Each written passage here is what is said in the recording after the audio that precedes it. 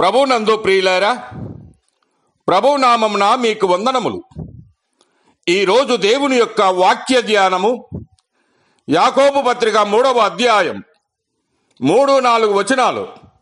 గుర్రములు మనకు లోబడుటకై నోటికి కళ్ళెమి పెట్టి వాటి శరీరమంతయు త్రిప్పుదుము గదా. ఓడలను కూడా చూడుడి, అవి ఎంతో గొప్పవై పెనుగాలికి కొట్టుకొని పోవబడినను ఓడ నడుపువాని ఉద్దేశము చొప్పున మిక్కిలి చిన్నదగు చుక్కాని చేత త్రిప్పబడును. దేవుడి మాటలు దీవించి ఆశీర్వదించునుగాక.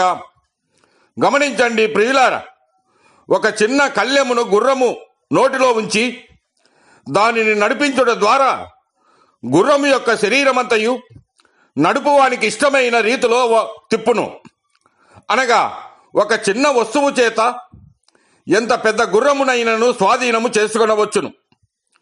అలాగుననే ఓడ ఎంత పెద్దదైనా చిన్న చుక్కాని చేత దానిని సముద్రంలో కొట్టుకొని పోకుండా చిన్నదైన చుక్కాని చేత రక్షించవచ్చు. అయితే మనకి ఇక్కడ ఒక పాఠము నేర్పుతూ ఉన్నాడు. చిన్న వస్తువు చేత గుర్రమును నడిపించుటకు కళ్ళెమును, ఓడ నడిపించుటకు చుక్కానిని ఎలా నడుపుతూ ఉన్నామో అలాగే దేవుడు చిన్నవారిని కూడా దేవుడు తన పనికి వాడుకొనగలడని భావం. ఉదాహరణకు ఆంద్రేయ, ఫిలిప్పు శిష్యులలో పేరుకు ఎన్నుక లేకున్నా యేసు ప్రభుతో సన్నిహిత సంబంధం ఉన్నదని మనం గ్రహించవచ్చు. పాత నిబంధన గ్రంథములో మనం గమనిస్తే బానిసగా చెరపట్టబడిన ఒక చిన్నది సిరియనుల దేశమందు దేవుణ్ణి గణపరిచింది.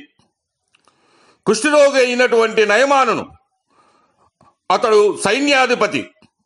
అయితే షోమ్రోనులో ఉన్న దేవుని ప్రవక్త అయిన ఎలీషా యొద్దకు ఆ బాలిక నడిపించగలిగింది.